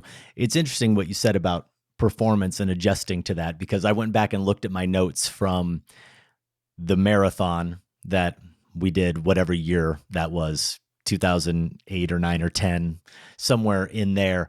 And I mentioned that as good as Mifune is, that I found myself for the second time in a row, whatever the movie was that preceded it, appreciating Takashi Shimura a little bit more. And we've recently, in these blind spotting reviews, been really praising Shimura in addition to praising Mifune. And it is such an animated performance. Still, it's one that's interesting for me to watch and consider and try to rate against some of his other performances, and certainly try to consider and compare against the other performances in the film, like Shimura's, right? Which are at such a different level, right? And such a different volume. But something I'll at least throw out there that I've been wrestling with since I rewatched this movie in preparation for this review. This recurring habit, I'll say, of his bandit character, who is named Tajumaru, his bandit. What's the defining characteristic of that character? What is the vocal tick almost that he has, and the thing that makes him seem so big? And it's that laugh, right? Yeah. That exaggerated laugh, the way he admonishes those he's speaking to, or tries to rebuke them in some way with that laugh. And what I noticed throughout, Josh, is other characters in the movie actually take on a similar kind of laugh, including the wife. It's not just him. And I started to wonder, I mean, of course, the commoner as well does it in response to Shimura's woodcutter. And I'm wondering if that laugh here takes on what Yusa in Stray Dog, that yelp, that cry that he lets out at the end of that film, that almost becomes, as we talked about it, in a way, this scream against or reflecting the human condition. It's almost this animalistic yelp, right? There's no other way to express the pain of the human condition. And here, this cruelty of humanity, the cruelty of the universe that the men at the beginning of this movie are saying this story depicts and proves. It's almost like that that laugh is almost the only way these characters can react in the face of a cruel universe. Yeah, I'm glad you noted that the other characters offer a different shade on that, because it is important to see this in the context of the mode of performance that was being given in these sorts of movies, not even just the period ones that, Kurosawa was making, but as you pointed out, we see some of this in the more contemporary set films of his. So yeah, it's generally a mode of performance that you, as a generally Hollywood viewer, has to adjust to. And I think the more films that I've seen of his or in Japan from that era, generally it was helpful. Also in this context, specifically in Rashomon, I did think that the bandit is, when he is most maniacal in his laughter, I believe it's when he's before the court, before the judge, and he's tied, right? He's subdued, and yet he's not cowed by any of this, but the only expression he really has in that scenario is his voice. So I did come to see that he was almost using that laugh as a weapon or a note. Yeah. This is tied to what you were saying. It's his a bit. power. Like it's his power. It's like a expression of defiance. So yeah, all that to say is, it was way easier this time to not have that be just a little bit of something I had to move past. It was more something I saw its relevance to this particular film and have a better understanding of its context within this genre of cinema. Was there anything on this viewing? We tend to talk about this. There tend to be aspects of these films, and we haven't seen them in a long time, that stand out. Was there anything that surprised you? I think you didn't remember me, or just surprised you? Yeah. It's more, you know the idea of Rashomon, right? So you're not all that surprised, even though I didn't remember exactly what every witness's story was or what we find out at the end. So it wasn't that so much. I think going back to that beauty, that's always striking. There is one shot here that could be out of a fairy tale where the wife has been left alone by a brook with her horse. And we've been somewhere else. I forget who we're following, perhaps the husband for a bit. And it just cuts back to this, widescreen, full shot, the sunlight coming through the forest trees above on her as she's in stillness, kneeling by this brook. I mean, it's just like something unreal, like something from an imaginary fantasy novel. So it was moments like that. But also, I think the cleverness, what you're surprised by is it's not just that you're getting different stories, but it's the cleverness in it. And the one element that stood out to me in this way were the two fight scenes we get incredible fight scenes between the husband and the bandit, right? The first one, so thrilling, just intricately choreographed, athletically performed. The camera movement here, so exciting and sophisticated. I loved also how they used the levels of ground, like the topography, where one character would be up above the other and the camera would be below to generate suspense and excitement. Then we get the second one later in the film, completely awkward, so clumsy. They both seem scared. It's like the scene you talked about in Drunken Angel, right? Where they're slipping among the paint on the floor. And of course, that second fight, that's the woodcutters version of the story, where they look like fools. Whose version was the first one? That the Adventures of Robin Hood version, like Errol Flynn's swashbuckling. It's the bandit, right? So it's just the cleverness of emphasizing the degree of the unreliability in that sort of staging that catches you afresh, and you're kind of like, oh yeah, this really was brilliant. Yeah. Well, it's like you read my mind, because that's exactly where I wanted to go. And I do kind of have maybe even more than usual a long-winded thought here. So Josh, please just jump in at any point. But before I get to that, I will also say the biggest surprise for me, and you said it, I didn't remember, of course, every little permutation or distinction between the stories. But one major thing I forgot, I did forget that the dead man had their story told. And it was told through a Shinto medium. Incredible. I had completely forgotten that we were going to have a story told by someone who was getting that voice, who was getting that story told to them from the afterlife. I had somehow, Josh, completely forgotten. What that. a wild sequence. I still don't completely know what to make of that. It puts this movie in a different type of reality, obviously. Oh yeah. Yeah. Well, yeah, proceed. But I do want to come back to that because Okay. I think, there was something that was tied to the sophistication of the film related to that sequence. Yeah. Okay. Well, here's the other thing I suppose I'm going to throw out there as what was for me a surprise about the film.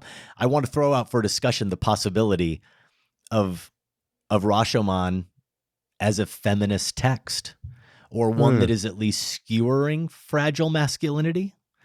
And even before I get there, I'm also going to say, on our topic of unreliable narrators, how about the fact that we do have 4 different versions of events, but don't we also have to acknowledge that ultimately there is one meta story being told, and it's the story that's being told at the Rashomon gate.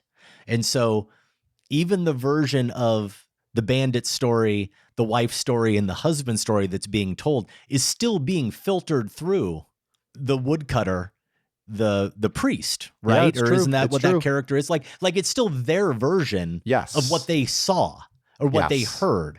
It's not At the really trial. completely theirs either. So there's potential flaws in subjectivity even in their versions of those stories. But what is interesting, and of course this is I'm not breaking any ground here with this, but I want to use this as a springboard here.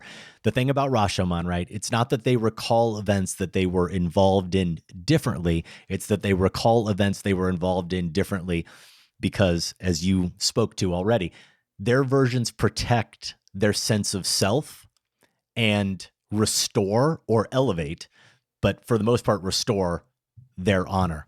And what I found ironic, Josh, is that if you remove for a second the abhorrent crime of rape at the center of this story, not because I want to, but because the characters within the story do, they set it aside completely, almost completely, in favor of apparently the far more egregious crime of killing the husband. Protecting their sense of self and restoring their honor actually means taking responsible for the killing. That just strikes me as interesting because if you think about it, Tajamaru says, the bandit says he kills the samurai. He claims that he kills him in that honorable battle that you spoke about. After cutting him loose, man-to-man battle. It was a throwdown and it was amazing, but I won. I killed him because I'm a bigger badass than he is. Yeah. The wife says, even though she does say she doesn't really remember doing it and she fainted, she basically says, I did it. And she says she did it because her husband stared at her with contempt. He shamed her unfairly, obviously. And between that and then trying to drown herself later, even though she failed, she was driven in both acts by honor, by trying to reclaim some honor. The husband then says also that he killed himself. Because what is a husband to do now that his wife has been so shamed? So in all 3 cases, they claim responsibility, but it's all about serving their honor, even though that's the crime. So it's just interesting to me. But if you ask the question, does Kurosawa give us at any point, does he actually give us an objective truth? Like, is there an overarching true version that we don't ever get? Do we still, by the end of the movie, know what really happened? Or do we just know the 3 versions and the woodcutter's version? Or is the woodcutter's version supposed to be true? Well, we know it's false in at least one regard, right? Because he gets called out for that. He took the dagger. He lied about that. He wasn't killed by the sword. He was killed by a dagger, and he took the dagger. And this, Josh, was my favorite shot watching it this time. I definitely did not remember this. And my favorite shot in this movie, how great is the match action cut we get from, I think it might be, if I missed it, someone could call me out on it, but it might be the only true shot we get where Kurosawa very blatantly makes it clear that it's the woodcutter's point of view. It's the shot. He's behind trees, and he's behind trees, and he is watching this all play out, right? And so before he goes to kill the husband, supposedly, right, the bandit's standing in the middle, and we know it's his point of view because of the way it's framed. But then there's a match action cut where it's now a different angle, and we're back into the movie world point of view. And in that new point of view, we see that the woodcutter can't actually see the husband. The husband doesn't know exactly what happened. The woodcutter doesn't see the husband die. He can't see it from where he's at. That's shuttered to him. So then we don't actually see the act either. In that moment, we don't see the bandit kill the husband because the woodcutter doesn't see it. So, here he's at least partially unreliable because he lied, right? And he also doesn't actually know exactly what happened to the husband because he didn't see it completely unfold. But that cut and that point of view shot, I think, are really remarkable. Here's another question I'll throw out. What about the fact that the woodcutter, in terms of just unreliability and honor, what about the fact that the woodcutter is just a voyeur who does nothing? He watches all of this madness play out, all of this pain play out, and doesn't do anything. How are we supposed to interpret that about his character? Yeah, I wonder, for that, I wonder if it was more, I get the sense from this film and a lot of films set in this period, if it's a societal role thing where you do not cross, that what was happening in that, obviously the bandit is crossing societal roles, but that's why he's a bandit, right. And so maybe the woodcutter just would not step into that realm, but right. Yeah, it's a good question. It's entirely possible. But so back to the question of, is there a single objective version of truth here? And I think you could argue that it is probably the woodcutter's account, minus the part about the dagger, and not just because it's the last one we hear, and because the movie obviously ultimately is sympathetic to that character, to Shimura's character, but the commoner, who's played by Kichijiro Ueda, he asks, I think, the crucial question of the movie. He says, out of these three, whose story is believable? Okay, and for me, Josh, that question. So before he's even heard, the woodcutter, that's kind of like Occam's razor, right? Whenever you're presented with a situation that doesn't make sense and you got to figure out an explanation, like which one requires the fewest assumptions? Which one seems the most believable just based on the fewest amount of hoops to jump through and the fewest amount of things that had to occur, those assumptions that had to all play out. And in all the previous accounts, the three previous accounts that we heard, not only do those all have those elements of redemption for the storyteller, right? Which is huge and undercuts their story. There are choices throughout all three of them that just seem out of touch with human nature. Whereas in the woodcutter story, I think everything checks out, at least for me. Okay. So like the bandit after the act proclaiming that he'll marry her breaking free and her instinct being to release her husband and wanting the husband to then defend her honor and kill the bandit. That seems logical to me. The husband not defending her in this time and place, and instead thinking she's no use to him anymore because he's so shamed because of her shame, as absurd as that is, and not wanting her. And then the bandit seeing that and thinking, well, if he doesn't see any value in her, then I don't see any value in her, and kind of retracting his promise to marry her. And then her response to all of that is to taunt them, right? And like demanding that they fight for her and actually like trying to claim some honor. And then here's the key, Josh, you said it. That fight, that like clumsy fight that they have with each other. Okay. Both men in this case act deplorably, but one acts like a bandit, like a notorious bandit would. One acts like a man would in a completely male dominated society. I think the woman acts justifiably, irrationally, like someone who has just suffered a sexual assault might, right? And then I go back, you said it, I go back to Drunken Angel.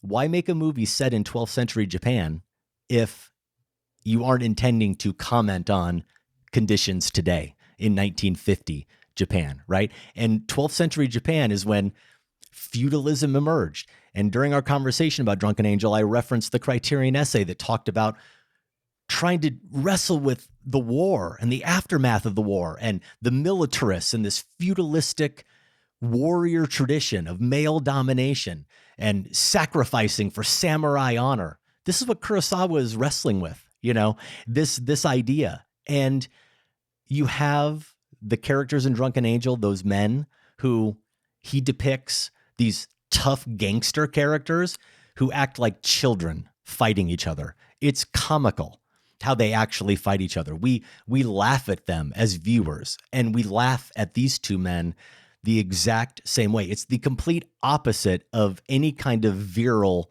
display of masculinity. And I think Kurosawa intends for us to laugh at them. And I think Kurosawa is asking us to align with the outrage of the wife in that final version. And I also think, Josh, for me, I'm predisposed to this a little bit, or I'm aligning with this version of events or how I see it, because one of the most striking images, lasting images that I'll take away from this viewing of Rashomon is in her version of the story, that look he gives her and her covering of her eyes, just that image of her shielding herself, whether it happened exactly like that or not. In every one of these stories, she still is in a position. One universal truth is that woman is being not only objectified, but violated, and then having to somehow still defend her honor. Right. And that image of her covering her eyes as if she's trying to shield herself from the judgment of the men, that to me is like the lasting image of this film. Yeah, Michiko Kiyo playing the wife, and all these performances, again, as we talked about in our top 5 list, having to work in at least double levels, right? If they're movies about deception or unreliable narrators. I was wondering about that too. This is obviously being set in this time and place, a culture of extreme victim blaming, what happens to this woman, and then the discussions of, how it is her shame, what they've essentially done to her, what the bandit has done to her. And I was thinking, well, how does that transfer to these movies that Kurosawa is also making set in the present, contemporary times? And yeah, I think you're onto something there. It's the machismo, it's the, that is being exposed in both times and places. And certainly victim blaming did not go away. It maybe doesn't take place, or in mid-century didn't take place in the same blatant way it might have in this more time way further in the past, but it's still a reality, and it's built in that same macho, chauvinistic society. So I think that's one thing that's being critiqued here for sure. I also think, to your point about what is the objective truth, the movie wants us to assume another piece of evidence why we should believe, for the most part, the woodcutter is that, as in Drunken Angel, Kurosawa wants maybe not a hero, not a perfect heroic figure, but someone who does the honorable moral thing. And where does the movie end? With the woodcutter claiming the baby who has been abandoned, right? So that's another signal, I feel like, that this is a man who's not perfect. He obviously, like everyone, is not telling the complete story, but his story may be the closest to the truth that we're going to get. And it's the most honorable. Truly honorable, not in the sense of honor that, as you described, the characters are searching in this time and place. Complicating this, though, Adam, is I'm so glad you brought up the medium played by Noriko Hanma, which, how about the performance in that sequence? I mean, this is like performance art that Hanma is giving us. It reminded me very much of Catherine Hunter's witch in Joel Cohen's The Tragedy of Macbeth. And of course, we know Kurosawa would adapt Macbeth as Throne of Blood in 1957. But just this creating a body that seems to truly be from another world, and then filtering, in this case, another body through it, which is the dead husband. I think it's also just intensely complicated in how it gives us another level of unreliability, because are we to take the dead husband at his word because he's dead? No, we already talked about that. He's just as unreliable as the others. But just as you said, think about the meta level of unreliability of, we're hearing all of these eyewitness reports secondhand. Can we trust the medium? Is she translating the dead husband accurately? It's another layer. Is she translating at all? Is she? I don't know how this works. Is this her job? Does she get a real hired? Medium? Yes. She hangs out at the courthouse, and when someone needs a witness, and who knows what her motivation is. So, not only is this a dramatically arresting and visually arresting sequence, I think it just kind of like starts piling up more levels of unreliability as well. Yeah. A couple other just points I wanted to touch on really quickly. And it goes with what you just said, actually, because I think Kurosawa also plays tricks on us a little bit within some of the narratives, within some of the retellings of this from certain perspectives. For example, within the bandits' retelling of the story, when we understand why, from his point of view, he would want to tell it in such a way where she pushes back against him fiercely at first, but then succumbs. Right. And she embraces him, putting her hand behind his head and kisses him deeply, right, against the wall, all that stuff. We get that part. But why, Josh, then, why does Kurosawa show us from her point of view the sun as she's looking up at the sun? That's an interesting shot. While he's embracing her. Why would we see her point of view? That's not something that the bandit could see or theoretically could even fantasize about or imagine, right, in this construct. So it's an odd thing. And it's also odd because in that scenario, he is effectively assaulting her again. And what's happening there in that moment is not unlike something we've seen in other depictions of that on screen and in other scenarios we've heard about in real life, where it's almost like she's disassociating. It's almost like what we see is her just giving herself over and staring up at the sun while he's doing that. And it's just interesting that we get that, but it's within his version of the telling of the story. I mean, maybe, I think your read on it is right. That's how it struck me, as disassociation. And maybe this speaks to your point about we're not getting this directly from the bandit. We're getting it from, in this case, the woodcutter telling what he heard the bandit say. And maybe the woodcutter wanted to layer in a bit of empathy for the woman. There you go. And Kurosawa's giving us that visually. I mean, maybe. Maybe so, right? Of course, the other great formal choice that Kurosawa makes here is never showing us and never letting us hear the inquisitors. I know. Asking the questions, love that. Right? Yeah. What a conceit. Just making it so it is us, the camera, the audience, who become the inquisitors, the ones who are asking the questions, the judges who are dying to know the information, who effectively are asking those questions of the bandits, dying to know even more information, right? To the point that characters will say, what? But we don't hear the question, but they respond as if. So even more so, to your point, puts us in that judge's seat. Yeah. I don't know totally if this matters or not, if there's any significance to it. It's just something that hit me at the last minute today. The fact that all of this, again, revolves effectively around the dead husband. That's the crime that matters most within this movie world. And how is he positioned the entire film? He's that figure that has his arms tied behind his back, or he's kneeling the entire time, right? And how do all the storytellers, except the woodcutter, how are they positioned when they tell their stories? They're always in that same position, right? And the bandit has his arms tied similarly, but they all are kneeling in that same kind of position before there's a symmetry there that, again, I don't totally know what to do with, but they're mirroring each other. It brings to mind just the incredible blocking throughout this movie. I know that's something we discussed or at least referenced in conversations about High and Low. You know, those early scenes in the apartment where the police team was there with the family and how incredibly dramatic Kurosawa made them just by positioning characters within the frame. These witness scenes, you know, will often have the speaker in the foreground looking right at us or just slightly off camera. And there's almost always a witness or two in the background, but positioned just off center a little bit, all in these, you know, kneeling positions you describe or sitting positions. But just the blocking throughout this movie is exquisite and on point in every frame.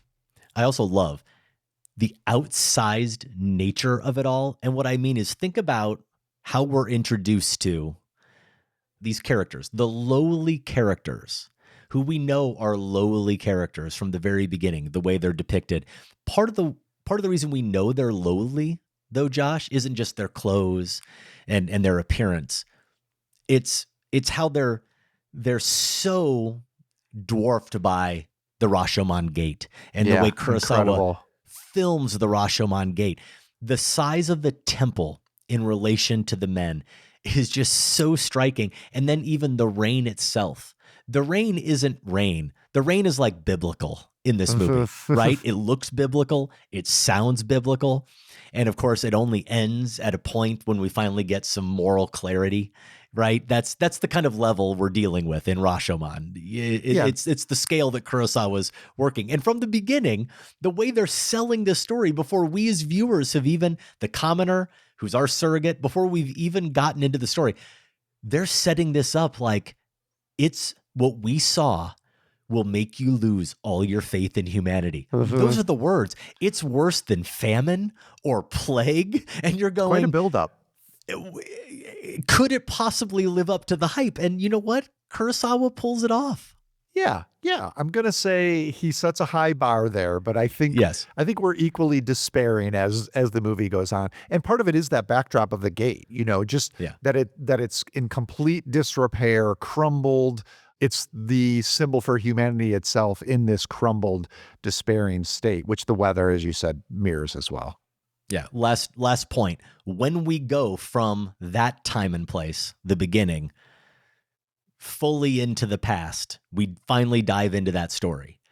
The cut from the rain and the sound of the rain to the sun and the absence of the sound of the rain, right? And we get some drums and we get the sound of the woods.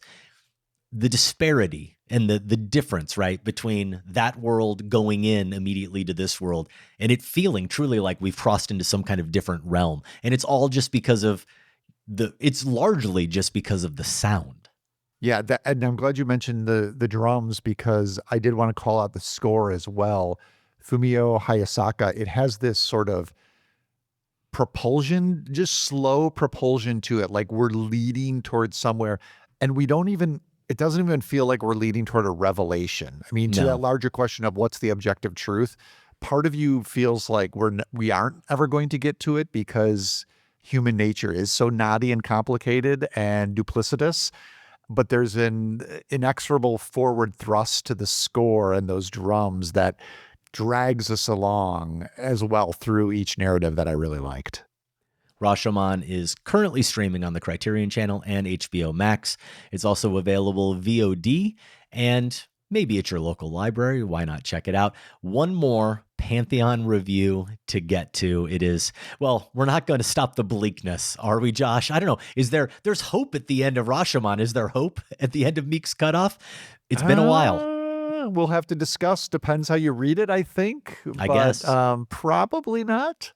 Yeah, it's turning 15 this year, and Meek's Cutoff is currently streaming on Mubi and Peacock, also available VOD if you have homework to do, and you do have some time. We have such a busy show calendar here over the next few weeks that we are not going to get to that conversation about Meek's Cutoff for at least 2 shows. I think it's going to be 3 shows actually before we fit that in. So you have some time, and you can find more information about the Filmspotting Pantheon at filmspotting.net/Pantheon.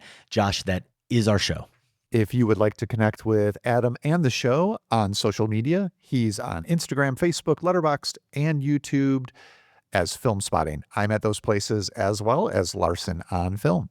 We are independently produced and listener supported. You can support the show by joining the Filmspotting family at filmspottingfamily.com. You'll be able to listen early and ad-free. You'll also get a weekly newsletter, monthly bonus episodes, and access to the entire show archive. For show t-shirts and other merch, go to filmspotting.net/shop. In the Filmspotting archive, you can check out last month's bonus show if you're a Filmspotting family member, that Drunken Angel conversation or the Stray Dog conversation.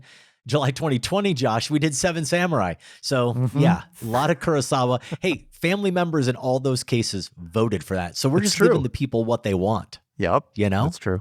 And they want Kurosawa. And yeah, it was 2009, it turns out, was that Kurosawa marathon back before you joined the show. In limited release, there is a 4K restoration of Satyajit Ray's 1970 film Days and Nights in the Forest. That's playing at the Siskel Film Center. And Josh, at this point, we both wish we were in Chicago to see that one. Blind spot, I think, for both of us. Yeah. In wide release, scientists have discovered how to hop human consciousness into lifelike robotic animals, allowing people to communicate with animals as animals. That's in Pixar's Hoppers. Pixar. How about that? Was not even aware. New Pixar. Obviously, it doesn't necessarily mean what it used to, but I think I'm still going to have to check this out. See, I didn't read the Pixar part at first. I just saw below it, Milla Jovovich, and that really seemed like a Milla Jovovich film. Like some futuristic, really bizarre sci-fi scientists have discovered, you know, and it all goes terribly wrong. Guns are involved. But no, Milla Jovovich is a former war hero whose peaceful life is shattered when her daughter is kidnapped. That's in Protector. Okay. And we have, what are you going to do? You going to see that one, Josh? No, that makes sense. There you go. That does check out. Right. Yeah. We also have Maggie Gyllenhaal's The Bride. Yes. That's out. I'm excited. Beware I'm excited the about The Bride. Exclamation point. Next week, we are planning to see that film. We will have our Oscars special with Michael Phillips. And yeah, believe it or not, it's Filmspotting Madness, best of the 1940s play-in round. It's a big show, big week. Filmspotting is produced by Golden Joe Dussault and Sam Van Hallgren. Without Sam and Golden Joe, this show wouldn't go. Our production assistant is Sophie Kempenaar. Special thanks to everyone at WBEZ Chicago. More information is available at wbez.org. For Filmspotting, I'm Josh Larson. And I'm Adam Kempenaar. Thanks for listening. This conversation can serve no purpose anymore. Goodbye.